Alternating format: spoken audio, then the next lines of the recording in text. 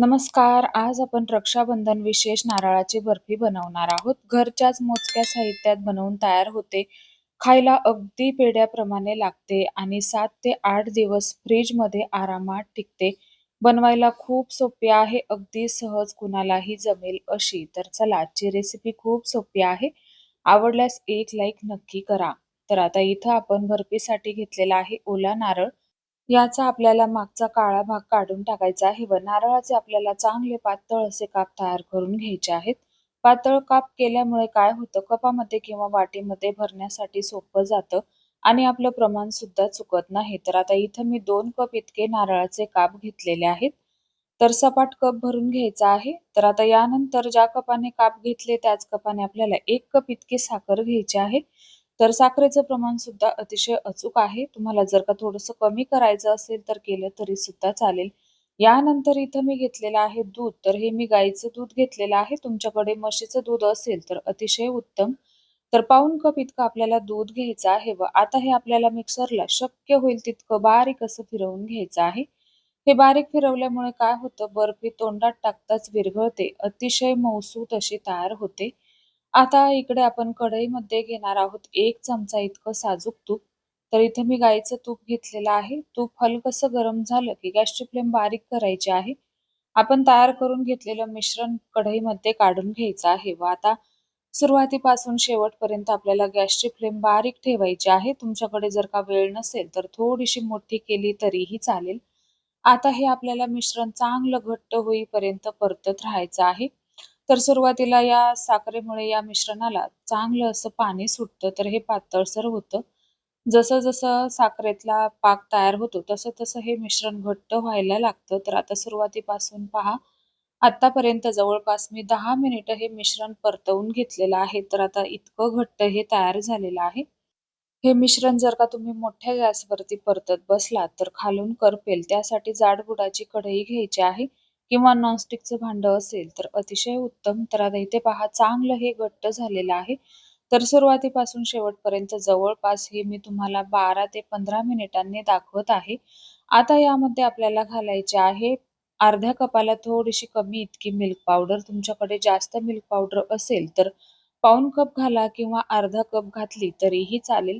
माझ्याकडे कमीच होती त्यासाठी कमी घातली. यानंतर 1 चमचा वेलची पूड घालायची आहे.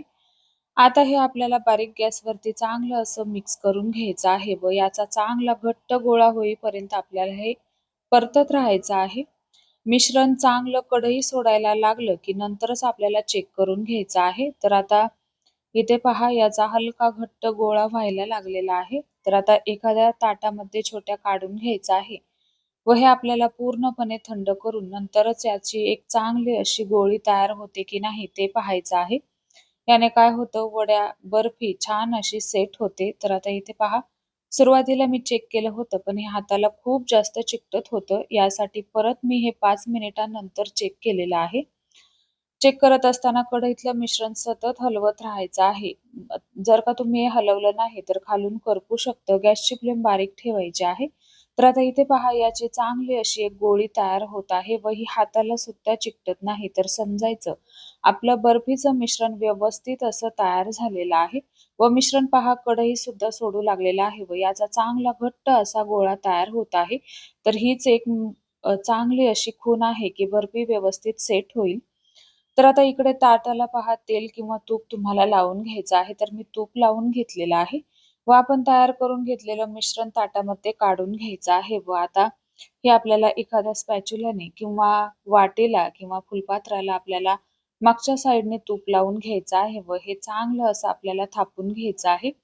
तुमच्याकडे जर का बर्फीचा ट्रे असेल तर त्यामध्ये थापून घेतलं तरी सुद्धा चालेल. असं ताटामध्ये थापल्यामुळे कडेचं मिश्रण वाया जातं.